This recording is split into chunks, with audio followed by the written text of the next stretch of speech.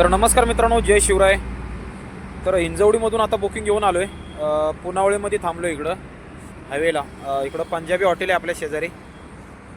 तर एक्सप्रेस हायवेला आत्ता इथं GKच्या इथं ड्रॉप केला मी आता. तर लेडीज पॅसेंजर होतं आणि पॅसेंजरनी एक आपल्याला त्याचा रेग्युलर अपडाऊन असतं त्या पॅसेंजरचं. तर त्याने एक आपल्याला त्यांचा अनुभव सांगितला.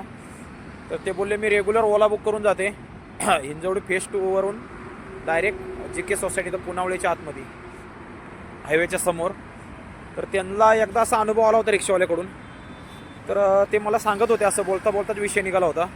तर ते मला बोलले की मी रेग्युलर हिंजवडीतून बुक करून जाते. तर एकदा त्यांच्यासोबत असा प्रकार घडला होता की फेज 2 वरून लक्ष्मी चौकातून पुढं आल्यावर भूमकर चौकाच्या पहिलं विनोदीनगर लागतं. जे तिथे कोणता तरी वाईन शॉप आहे आणि आहे तिथे वाईन शॉप लेफ्ट साईडला तिकडनं येताना.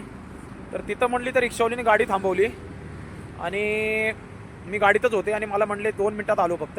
ते वाईन शॉपमध्ये जाऊन दारू वगैरे घेऊन आले आणि पुढच्या सीटवरती आपली ड्रायव्हरची पुढची सीट असते, तर तिथं त्याने अक्षरशः पॅसेंजरच्या समोर ग्लासमध्ये टाकून ड्रिंक केली आणि त्यानंतर गाडी चालू केली त्यांनी. तर हे चुकीचं आहे कुठंतरी मित्रांनो, असं नाही झालं पाहिजे. कसं आहे, कस्टमरसाठी पण हे रिस्की आहे आणि आपल्यासाठी पण रिस्की आहे. कसं आहे, काय कस्टमर आता IT पार्कमध्ये राहणारे कस्टमर हे सर्व हुशार असतात. एखाद्याने व्हिडिओ वगैरे केला असता आणि असं जर व्हिडिओ व्हायरल केला असता तर एकापाय सर्वच रिक्षावाल्यांचं नाव खराब होतं. तर मित्रांनो असं करू नका, रिस्की आहे थोडं.